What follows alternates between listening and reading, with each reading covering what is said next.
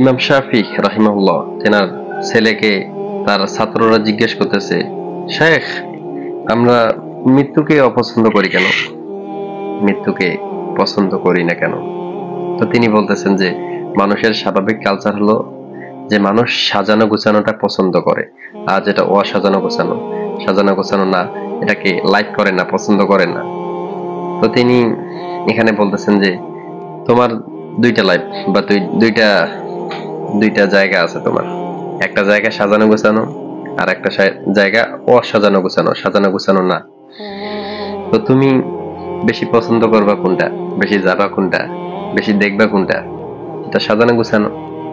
আর যেটা অসাজানো গোছানো, এটা এটা লাইক করবা না, যাবা না, দেখবা না, এটাই তো স্বাভাবিক না?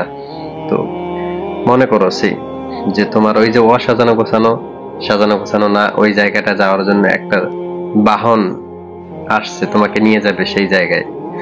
তো সেই বাহনে ওঠার সময় তোমাকে কি ভালো লাগবে? লাগবে না।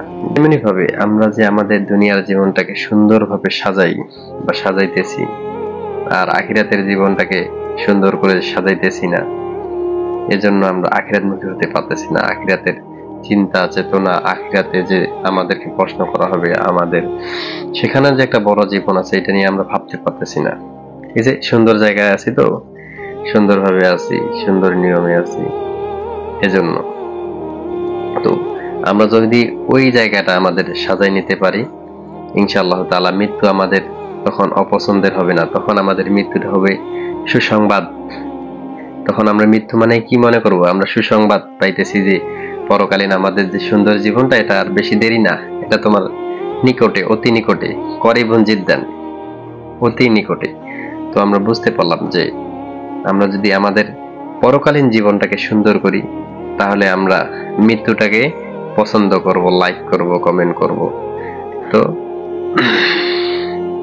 তাহলে আমাদের পরকালীন জীবনটাকে সুন্দর করা উচিত, সুন্দর করা দরকার, প্রয়োজন। ওটা সুন্দর করার জন্য আমাদেরকে কি করতে হবে? কোরআন, হাদিস, নবী সাল্লাল্লাহু আলাইহি সাল্লামের সিরাত, জীবনী অনুযায়ী চলতে হবে।